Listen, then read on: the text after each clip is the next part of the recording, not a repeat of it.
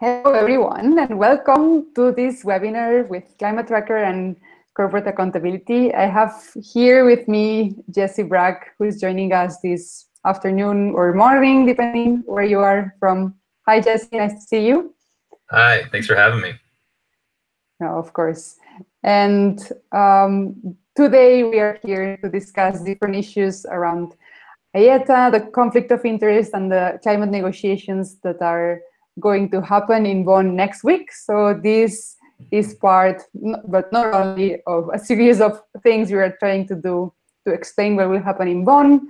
And it also nicely ties up with some of our campaigns. So if you don't know Climate Tracker very well, please enter into our website, because there's a lot of opportunities to publish around conflict of interest issues, but also about many other things that we are working on right now. But most importantly, about this webinar. Right now, you can ask questions that later on I will ask to Jesse. So you are seeing us in a YouTube screen, and in your right-hand side, you should see a comment section where you can write. I will now write you something so you see it. For sure, if you have any questions during this conversation, please ask us there, and we will try to solve them later on. So welcome, Jesse, and let's dig into some issues related to this Bonn session. So Corporate Accountability just released a small report called IETA, Big Polluters and the UNFCCC, that frames some of the issues that we have been discussing in previous reports and previous webinars, of course. So for many people, they don't even know what is Bonn or why is it important. So what is happening this 2018 with climate policy, and why are we even talking about this? Like, what's going to happen, and that makes it that important? Yeah. So everyone's probably familiar, at least a little bit, with the COPs, the conferences of the parties. Those happen every year, but what people are probably less familiar with is that in between those meetings, there are what they call the intersessionals. And these are, in many ways, where a lot of the decisions get made, the work gets done, because the conference of the parties are largely reserved for last minute negotiations and then the adoption of big decisions or agreements. And so next week begins the intersessional in Bonn, Germany. And this is a really, really important year for climate change and climate policy. In the lead up to the Paris Agreement adoption in 2015, there was a lot of conversation around this is a formative year for climate change. And I would argue that this is actually potentially an even more important year. This is the year that parties will take the vision of the Paris Agreement, the aspirations of the Paris Agreement, and then figure out how we're going to get there. So while we know we want to be well below 2 degrees Celsius warming and closer to 1.5, if not below that, we have really no sense of exactly how the world will get there. That's what's meant to be discussed and agreed upon in the next couple of meetings and adopted at the next conference of the parties in Poland in December. And so we're involved, and many other organizations are involved, because we're very concerned that this, if we're not careful, those, what they're calling the rule book, those guidelines that get us from where we are right now to limiting warming and addressing the effects of climate change in a just way, those guidelines, if we're not careful, they could do more harm than good. They could lock us into a 2+ degree world. They could lock us into a 4 degree Celsius world if the wrong policy approaches are embedded in the in those guidelines. And so this Bonn meeting is where those conversations are meant to happen. If we're going to agree on those rules at COP24, we need to make progress on writing them next week and the week after. And so this is one of just 1 or 2 more opportunities the world has to put in place the guidelines that are going to get us to the aspirations of the Paris Agreement. Great. I always, when they ask me, like journalists and stuff, I always say that with the Paris Agreement, we built like 2 walls roof, but we don't know really like what's inside the house, what's going on. So that's right. the rule book. Yeah. And within this context, corporate accountability has been pushing and like publishing about this concept, conflict of interest, that I think some people know, but it would be great if you could tell us again, how is this related and what's it about? Yeah, it's increasingly a central item of the negotiations, especially at these intersessional meetings. Essentially, what we're talking about here is there are no rules in place to address the influence of the fossil fuel industry and others who benefit from the status quo. We all, if you're involved in climate policy, you know that we need to make some big changes, and that our current way of doing things is not working. And so, if we need policy that changes our economic system, changes our energy system. Yet there are corporations like, for example, ExxonMobil, Chevron, BP, Shell, that are very, very invested in keeping things as they are. And those corporations have trade associations representing them in these talks. And some of them are incredibly influential, more influential than actual governments. They have more access, more power than governments themselves. And so in 2015, this conversation started and really took off last year in 2017 in May in Bonn, where parties sort of banded together and said, we need to create a process to figure out how to deal with this. And that led to what's called a round of submissions on the issue. And during that round of submissions, blocks, immediately following that round of submissions, blocks representing over 70 countries around the world made calls for a process to begin to address conflicts of interest.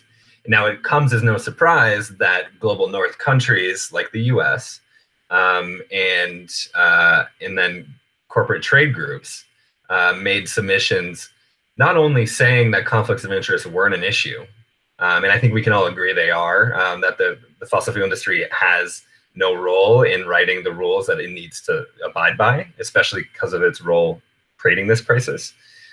Those groups not only said conflicts of interest weren't an issue, they went a step further and said that they deserve a separate channel of participation in the talks. So essentially what they're asking for now, while parties are concerned about their presence period, business groups are saying we want to have governments, we want to have civil society, and we want to have business, which would elevate business on par with governments themselves. It's completely the wrong direction if you understand that many of these groups, their members, got us into this mess in the first place. So that's kind of what's going on with the conflict of interest issue. And looking forward to this meeting next week, parties are meant to discuss the next steps here. In particular, the African group of negotiators made a submission that's pretty straightforward and very reasonable. They said, we need to define a conflict of interest. We need to have a shared understanding of what that means at the UNFCCC, and we need to set forth a process within which we can address them. It's not mandating any policy. It's not asking for a decision. It's asking for a process, and that's a reasonable step forward for all governments to take in order to make sure we get this right. Because as I was just saying, we don't really have another shot at this. We're writing the rules now. And so if we don't get this right and we put the wrong rules in place, rules that encourage more extraction or at least don't discourage it at all, we are going to be locking the world into generations of warming to come. Yeah, that does sound reasonable. And I remember on the last one session that there were lots of countries even blocking the fact that there should be a process. So, okay, right. Let's see if this time they at least agree on continuing the conversation and having a definition, etc. Which actually seems a pretty, I don't know if you have an opinion on how this may look like or which countries may be playing what.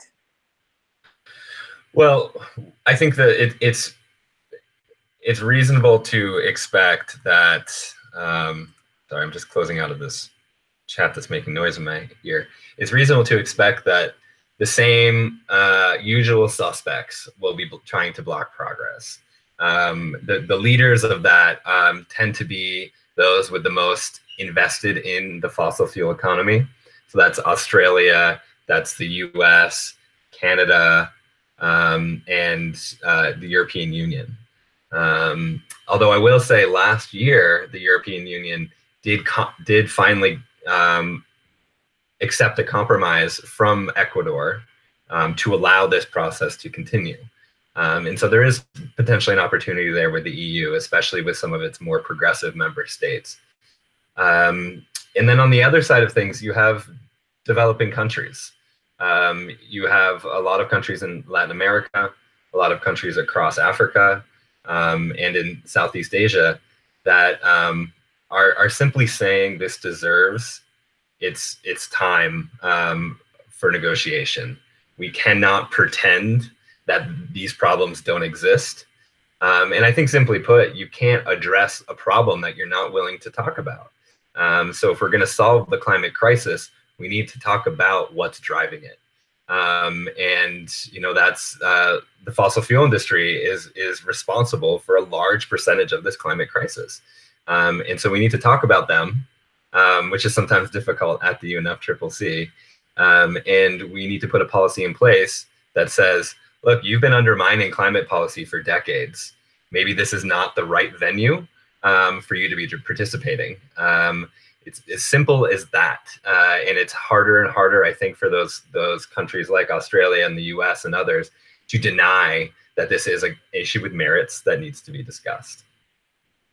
I hope it was as simple as that, but yeah, that's actually really interesting.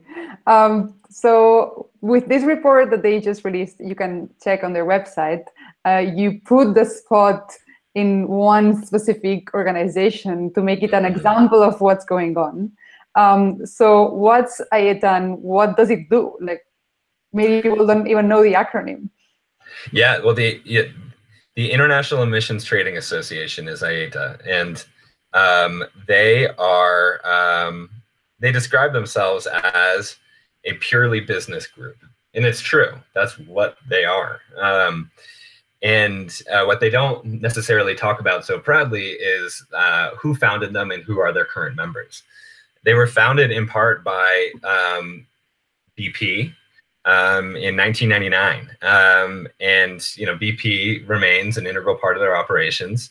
Alongside, their board contains executives from Shell, Chevron, Engie, and BHP Billiton. So right there, you can see what their governance looks like. And the board is a really important, gauge on where an organization stands. But you can go a little bit further there too. And IETA's membership includes over 100 organizations, corporations. But if you look at their energy sector in particular, it's really hard to believe that they're involved in these talks for the right reasons. So I'm just going to share my screen here so everyone can see what I'm talking about. That's working great. So right here you can see this is IETA in the middle, and these blue lines represent membership, and these black lines represent board membership. And so just looking around this list, you can see sort of the who's who of big polluters. You have a branch of Koch Industries, you have BHP, you have Shell, BP, Veolia, Statoil, Total. I mean, the list just goes on. And so what are these corporations? Why are they involved? Because IETA is pushing market mechanisms. And market mechanisms are increasingly just trying to unshare my screen here, are seen increasingly in some circles as the way we're going to get out of this crisis. Let's let the invisible hand of economics figure this out for us. But when you look at the evidence, when we've tried to make these things work, in particular, you looked at the European Union's, the EU ETS, and you look at the CDM within the UNFCCC, both of those have failed to really cut emissions. Both of those have failed at their mission. And part of the reason for that is because groups like IETA have spent so much time embedding themselves in those policy conversations that it's impossible to know if these things would actually work, because they're being set up, they're being, envisioned, set up, and structured by the very corporations that want to keep this fossil fuel economy running. And so if you look at the EU ETS, it actually served to increase emissions. And what's worse is that they actually, in pushing markets in these negotiations, in pushing markets in climate policy at the national level, one of the most dangerous things we're looking at is what solutions they're actually displacing. So not only are we pursuing policies that have been proven ineffective, but we're also pushing away policies that have been proven effective. So in order to make sure this rule book is as strong as possible, not only do we need to have a healthy amount of skepticism of ideas like markets, which have never been proven, we also need to understand that by talking about markets, we're not talking about something else that could be more effective. And so one of the things we need to do is level the playing field here by getting groups like IETA out of these talks so that parties can have a conversation without the interference of fossil fuel industry trade groups. It's really funny because they always find these very fancy names that look like we have nothing fossil fuel behind us. Right. But yeah, aside from that, I think people get the example. I maybe wanted to explain a bit what IETA is trying to promote, like what's a market mechanism, maybe with a simple example or something that people can relate of how do you market carbon, because it may seem so simple for the ones involved in this nonsenseness, but it's actually pretty weird to try to market the atmosphere. So right. Can you like explain briefly like how that would look like? Yeah, there are a bunch of questions around markets, like the scale. How large will this market be? Will it cover, for example, the European Union? Will it cover the globe? And then one of the other questions is what limit on carbon are we going to put in place? And so the idea is essentially an iteration of this was a popular idea for a little while in the United States called cap and trade. Essentially, you cap the amount of carbon that can be emitted, and you put a price on it, and then you allow entities to trade those credits, or pieces of carbon, and you create a market. You commodify pollution, and the idea is you're creating an incentive for these corporations and countries to limit their emissions, because then they can make money by selling their credits that they've been allocated to other entities. The problem is, one, we're never setting that cap low enough. We haven't ever done that correctly. And one of the big issues that people are concerned about is that countries and entities with the economic means will buy the right to pollute from countries without those means. And so then you get in a situation where, let's say, a developing country sells their credits to pollute to a developed country. Now that global South country has no ability to develop, and they're sort of locked into this. While they can't, it's great. They're not producing any emissions, but that kind of robs them of their right to develop in a way. And then there's also the question of double counting. Then that global North country can count the money they gave that developing country as also as climate aid, even though they actually purchased the right to pollute. So it's a kind of a wonky issue, but it has to do with sovereignty, and it has to do with the right of developing countries to continue to develop. And then, the one thing we've seen time and time again is that these market schemes, give way to fraud and short-term speculation and corruption. Because you have, especially because you have these fossil fuel corporations and others more embedded in the process than they otherwise might be if we were actually just discussing government regulation. And they're frankly they do nothing to keep fossil fuels in the ground. They actually legitimize the continuation of an extraction and burning economy. So it's the wrong direction, and it would lock us into years, if not decades more, of the same economy, fossil fuel based, that we're in right now.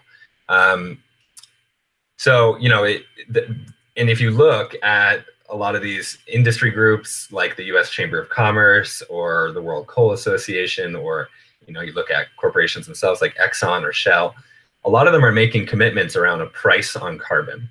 And a lot of them are saying they're in support of market mechanisms.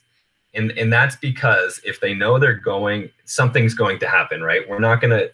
This process, the UNFCCC, has now been going on for over 20 years.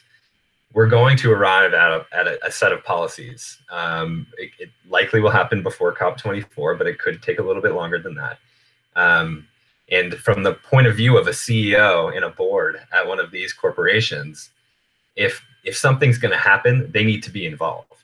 They know that the best way to maintain their profits and their business model is to be as close to that policymaking process as possible. And they also know that if they're proposing a solution, that is the path of least resistance. So that's why you see all these groups, these corporations and industry groups pushing markets. They know they can control it. They know it will allow them to maintain their businesses. And history has shown that they're really good at getting in there and keeping market mechanisms from being effective. And then finally, like I said before, they know that if we're focused on markets, we're not focused on other things that may work. And those other things that may work may have an impact on profits. So it's a larger strategy to keep the global community from meaningfully and realistically addressing this crisis with proven solutions to climate change. Yeah, and if anyone is like, okay, I need an example on this, like from a country or something, the EU ETS, emission trading system, is one of the big schemes. And I can tell you that from my country, Spain, we actually continued polluting the same, but bought the right to emit to Poland because the economy crashed in the early 90s. So you can just, there's lots of being written about the EU ETS and other carbon markets if you want to do some research. And this is now being negotiated to how to implement something similar under this rulebook, under the Paris Agreement negotiations, which is somewhat in Article 6, right, Jesse? That's right. It's, markets pretty much pop up everywhere in the negotiations, more and more, but they live, so to speak, in Article 6. Yeah. Okay, so if anyone wants to look for the nerdy side and read that Article 6 and what's happening, that's where these things are happening. Mm-hmm. Okay, I have one last point. We have talked about the problem and some of the people or corporations causing the problem, but I know you proposed some solutions. So what would be a way out of this that you would love to see happen in Bonn or in COP24? So I think the first, alongside the African group of negotiators' position, is let's adopt the definition of a conflict of interest. It's easier said than done, for sure. But even the biggest opponents of a conflict of interest policy have, in a sort of backwards way, called for this. I believe Australia and the US a couple of years ago both said, we don't even really know. We don't have a shared definition of what a conflict of interest is. All right, so let's do that. Let's adopt the definition so we all know what we're talking about. And we're obviously happy to contribute to that conversation, given the body of evidence we keep building on every year. And then using that definition, let's adopt a rigorous conflict of interest policy framework. there's established global precedents within the UN system that we can pull from, but this needs to ensure that non-party stakeholders and observer organizations that profit from or represent those profiting from polluting cannot unduly influence or undermine national and international climate policy making. There's too much at stake. We can't keep pretending like the fossil fuel industry is interested in actually solving this crisis. You can put out, Shell can put out another sky scenario, Exxon can announce a higher price on carbon, but the truth is that's all to get closer to policymaking. The other important thing is we need to reject market schemes as the only path forward. It's the playing field is very uneven right now. The influence of some of these trade associations, the influence of global north governments has skewed the conversation and the focus towards these market mechanisms. It's impossible to know exactly what is the right path forward. Parties need to determine that, but they can't make a decision on that if the likes of IETA are practically running the negotiations under Article 6. So we need to reject those schemes because the evidence suggests that they don't work, and they actually can make the crisis worse. And then, we need to advance, things like direct finance. We need to bring back concepts around historical responsibility into the conversation here. There are countries that are responsible for this crisis, and there are those that are not. And more, the negotiations around the Paris Agreement have steered us towards this idea that we all are responsible for addressing this crisis. And we all have to do our part, but there are some that have to do much, much more. And one of the ways that the US, the EU, Australia, the historical emitters, one of the ways they need to step up and do their part is to help finance the transformation in developing countries. So they still have the right to develop, but they do so in a way that doesn't continue to worsen this crisis. Okay, thank you. So for everyone who's watching us, if you now wanted to send any questions, I think that's the right moment. I don't know if, Jesse, you would like to add anything else related to this report that you released, or anything that you think is relevant to this coming bond session or COP24. Well, related to the European Union, there's a couple of things that are happening that may be interesting, especially to any Europeans on the phone. Or on the webinar, excuse me. Right before COP23, the European Parliament actually voted in support of a resolution that called for the EU delegation to address conflicts of interest. Now, unfortunately, not only was this discussion not on the agenda at COP23, but Commissioner Cañete and the Commission in general ignored that request from the Parliament. So since then, there's been a movement bubbling up in Europe of, I think, over 50 or over 100 civil society organizations, mostly in Brussels, and a number of MEPs now are all taking action to raise this issue with the European Union delegation. And so there will likely be an announcement around MEPs to come, but that will be another issue to look for at Bonn, is the role that European civil society is playing in holding the EU accountable. The democratically elected members of the EU called for the delegation to do something, and they ignored it. And so now there's a number of members of parliament and certainly civil society organizations who are not going to let it go. And so that is, we are a US-based organization, and but we work all over the world. But now you have two sort of movements coming together. You have a number of European groups joining with a number of US-based groups alongside a whole host of Global South groups, all coming together around this issue. So the movement is expanding. It's expanding a lot faster than we even anticipated. And it's going to be exciting to see the impact that the European groups have during the talks next week. Great, thanks, Jesse. And we actually have a question for you. Cool. Joanna Reitz says, what opportunities do we have during SB48, this one session, to support the African submissions to discuss further within the negotiations the concept of conflict of interest? So I guess civil society organizations asking, what can we do to support this?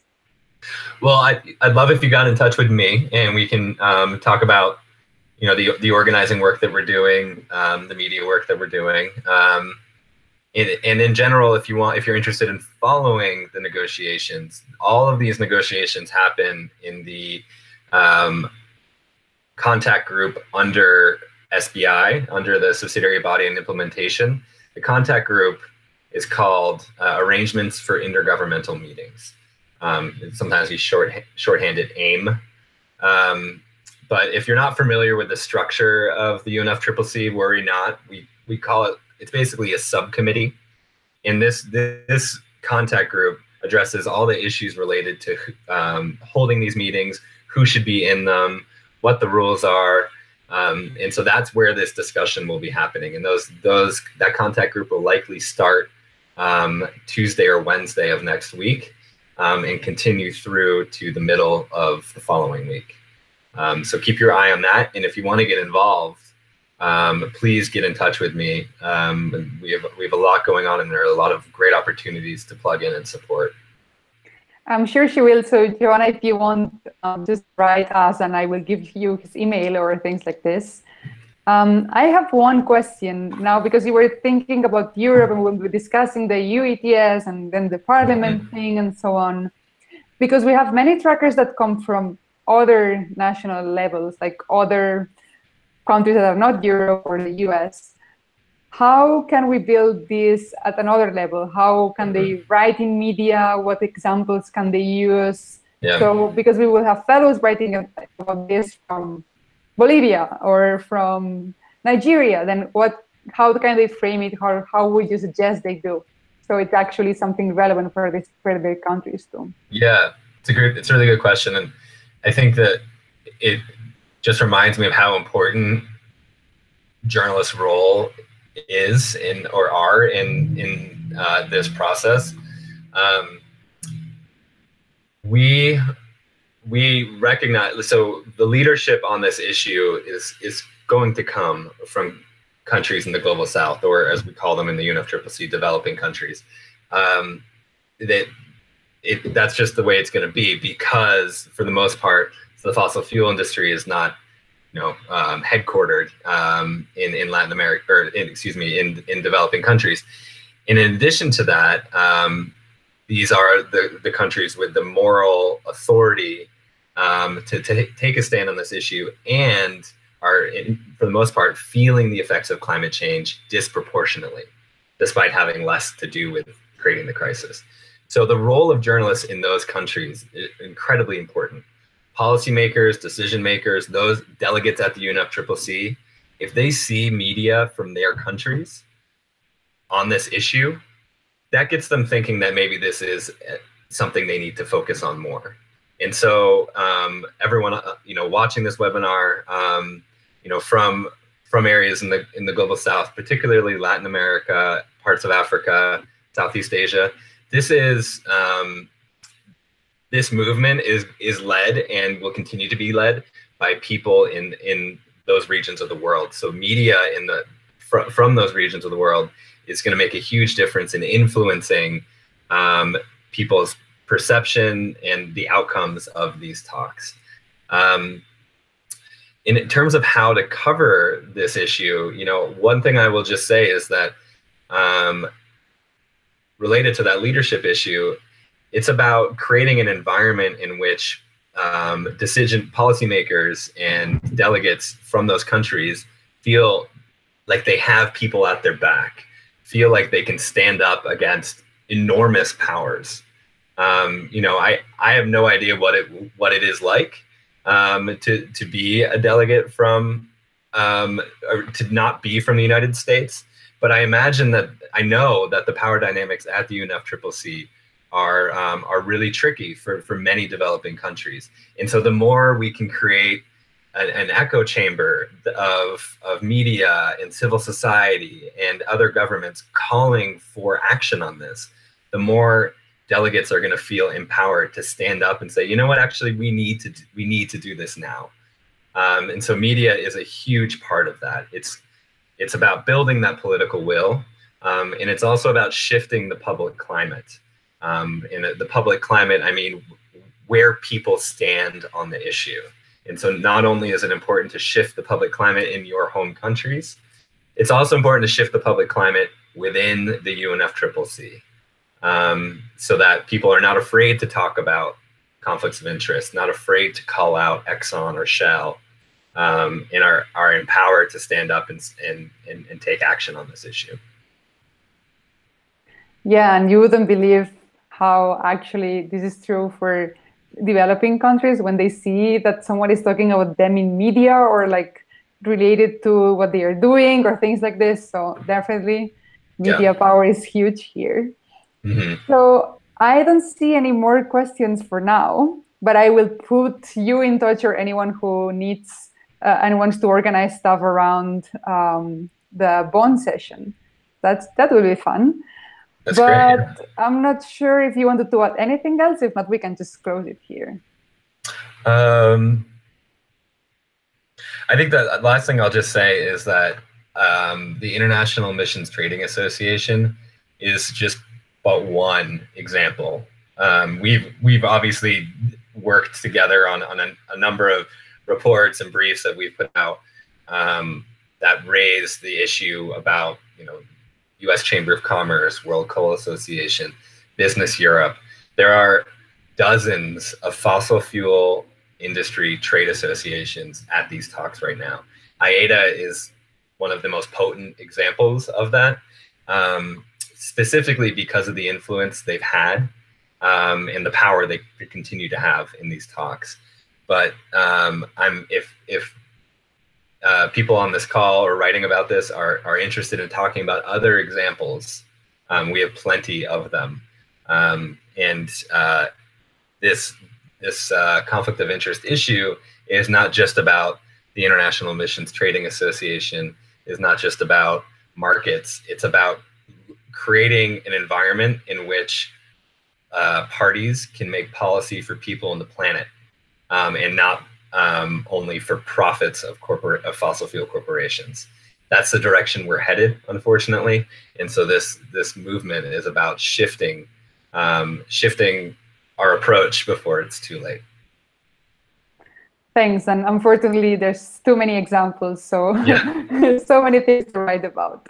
Yeah. But thank you, Jesse, for being here and for this lovely webinar. I hope everybody in the audience really got it. But if not, if you have any questions, please write us an email, a Facebook message, whatever you need. So maybe we can send you some of those reports or help you understand the issue. And yeah, thanks so much, Jesse. Take care. Thanks for having me. See you guys at Bonn.